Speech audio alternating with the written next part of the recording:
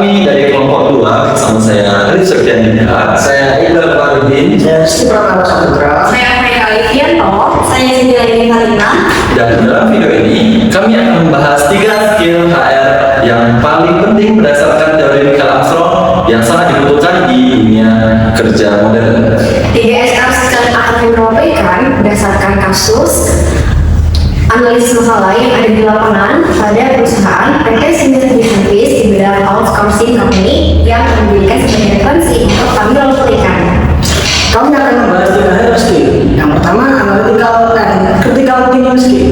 Yang kedua, problem solving skill. Dan yang ketiga, negotiation skill. Untuk masing-masing skill, kami akan menjelaskan konsepnya, memberikan simulasi kasus secara nyata, dan melakukan refleksi singkat. Jadi, yuk kita mulai HR skill yang pertama. Yang pertama yaitu analytical and critical thinking skill. Nah, skill ini penting dimiliki oleh HR karena kemampuan berpikir analitis dan kritis adalah kemampuan untuk mengolah, menilai, dan menafsirkan data atau informasi dengan logis dan objektif. Nah, untuk membuat keputusan yang tepat dalam berbagai situasi organisasi. Saya di sini mau kontribusi terkait ini. Saya mau menyampaikan hasil evaluasi pelatihan bulan lalu. Saya kumpulkan dari feedback form dan diskusi informal dengan peserta. Oke, boleh, silakan. Jadi gini Bu, mayoritas peserta merasa materinya terlalu teoritis. Banyak yang bilang pelatihan tidak relevan dengan tools digital yang mereka gunakan sehari-hari. Bahkan ada komentar yang bilang materinya seperti dari tahun 2019. Oke, kira-kira kita masih pakai modul dari tahun lalu nggak? Apa dari sebelum ini udah ada Foxtech? Betul Bu, bahkan ada materi yang belum menyinggung tools modern seperti Trello, Notion, bahkan AI tools GPT. Mereka merasa pelatihannya ini tidak aplikatif.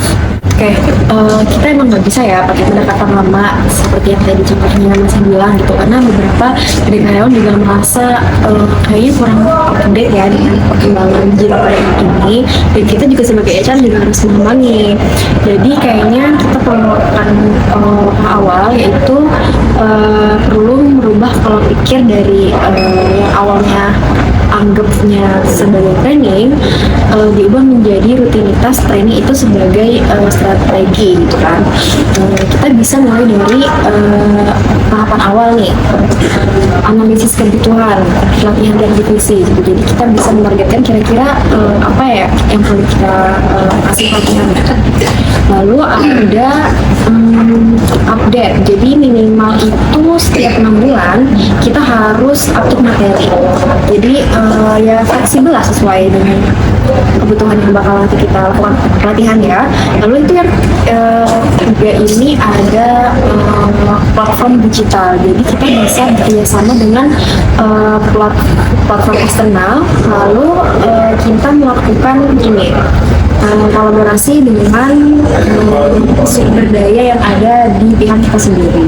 Saya sudah riset awal Bu, tapi jangka panjang. Kita butuh LMS internal yang bisa tracking progres karyawan, menyelesaikan modul sesuai tantangan pet mereka. Boleh ya, itu udah tepat banget. Kita juga bisa coba blended learning, nanti akan dibuat online, jadinya outputnya itu workshop, nanti langsung dipraktikkan ke karyawan yang ada di lapangan. Saya juga berencana lakukan survei kebutuhan tiap divisi di ini, termasuk skill digital yang lagi urgent, misalnya kolaborasi virtual, project management tools, dan literasi AI. Boleh. Nanti juga bisa minta tolong dengan divisi IT. Jadi siapa tahu kita bisa kolaborasi ya buat pelatihan internal soal tools AI yang mungkin bagi sebagian orang itu masih asing ya. Adaptasi itu kan bukan sekedar tahu teknologi ya, jadi kita bisa tahu bagaimana sih cara bagaimana teknologi itu bisa bantu kerja mereka itu bisa jadi lebih efisien gitu, karena kan yang kita tahu ya ini udah era 40 kan, jadi kita harus bisa tetap melek gitu kan dengan digitalisasi karya saat ini. Nah itu jadi salah satu tantangan kita sih biar jadi katalisator gitu, jadi bukan sebagai fasilitator aja. Siap Bu, saya akan mulai dari kebutuhan mapping skill dan daftar rekomendasi platform digital. Oke, makasih Bu untuk presentasinya ya. Semoga ini bisa membantu kamu biar kedepannya lebih maju lagi, terus juga pelatihannya biar sukses seperti yang Oke, Terima kasih Dia. sama. Selanjutnya adalah problem solving skills. Nah, skill ini itu penting untuk HR, yaitu untuk mengidentifikasi masalah, mencari alternatif solusi, dan juga untuk mengeksekusi solusi terbaik secara sistematis. Selamat pagi Pak Dulu. Terima kasih sudah meluangkan waktunya untuk wawancara hari ini. Sebelumnya saya ingin transparansi dari awal. Posisi ini itu memang cukup menantang, tapi kami melihat Pak Bimo sangat cocok. Terima kasih juga saya juga tertarik, tapi dari diskusi kemarin sepertinya range jadi yang ditawarkan ini di bawah ekspektasi saya. Saya paham Pak, kami itu sudah mereview kembali dan saya juga sudah tawarkan fleksibilitas di komponen lain. Misalnya meskipun gaji pokok Bapak itu berada di batas range kami itu bisa mempertimbangkan performance Bapak. Plus fleksibilitas kerja dan akses langsung ke sertifikat. Kalau boleh tahu, apa prioritas utama Bapak? Apakah kompensasi langsung atau peluang pengembangan jangka panjang? Saya sebenarnya cari posisi yang stabil dan bisa berkembang, tapi tentu saja saya ini punya angka minimum untuk menyesuaikan dengan kondisi di lapangan. Baik Bapak, saya bisa eskalasi case ini sebagai exceptional hire ke manajer. Mengingat pengalaman Bapak itu cukup langka, tapi mohon beri saya justifikasi tertulis singkat mengapa angka tersebut itu relevan. Saya akan membantu memperjuangkan dari sisi HR-nya. Baik Mbak Sinta, saya tekan kompensasi. Nah, skill yang terakhir adalah negotiation skill, kemampuan untuk mencapai kesepakatan saling menguntungkan melalui komunikasi persuasif, kompromi, dan pengelolaan konflik. Saya teman-teman karyawan yang menyampaikan nih. Jadi kami merasa benefit yang diterima khusus tunjangan itu belum disesuaikan dengan UMP baru yang diumumkan tahun ini. Terima kasih sudah menyampaikan ini secara langsung ya. Saya senang kalau masukan yang disampaikan berdasarkan data. Apakah kamu membawa datanya? Ya ini Bu, ini sesuai dengan perbandingan UMP. Ini saya nggak tadi ngecek di web. Jadi ini itu ada perbandingan UMP provinsi Banten terakhir dengan kami. Jadi menyamakan sama itu agak berubah sejak 2 tahun lalu ya. Padahal biaya hidup yang naik kan. Ini datanya masih dicek dulu. Baik, terima kasih Maya. Saya akan bentuk tim analisis kompensasi bersama HR analisis. Kita itu akan memvalidasi 3 hal, yaitu yang pertama kesesuaian semua komponen benefit dengan UMP dan regulasi yang berlaku. Kemudian benchmarking dengan perusahaan di industri sejenisnya, dan evaluasi internal yaitu berupa kontribusi posisi terhadap produktivitas agar tetap adil dan berkelanjutan.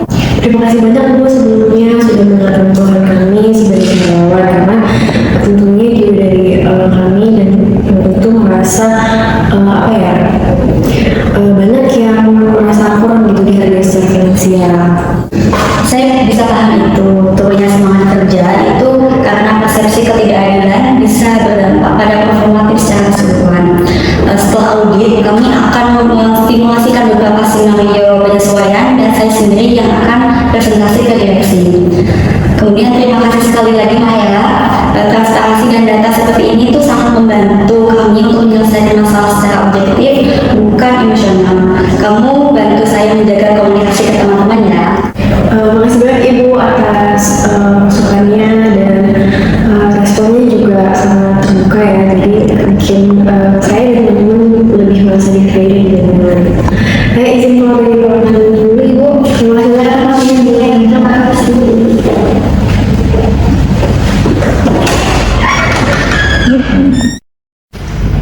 Jadi kesimpulannya, di dunia kerja yang terus berubah, HR dituntut untuk pelaksana menjadi penggerak strategi organisasi. Berpikir analitis membuat HR mampu menyusun pelatihan yang relevan dan berbasis kebutuhan nyata. Problem solving skill memungkinkan HR menangani isu karyawan secara empatik, objektif, dan berbasis data. Negotiation skill menjadikan HR sebagai mitra strategi dalam menarik dan mempertahankan talenta terbaik melalui pendekatan yang adil dan fleksibel. Jadi HR yang baik bukan hanya tahu kebijakan, tapi tahu bagaimana membuat kebijakan itu hidup di tengah dinamika manusia dan bisnis. Semoga hasil materi kami bisa bermanfaat bagi kami sendiri dan juga bagi teman-teman semua. Jika suka dengan konten ini, bisa untuk di like, share, dan subscribe untuk Insight HR lainnya ya. Sekian dari kami.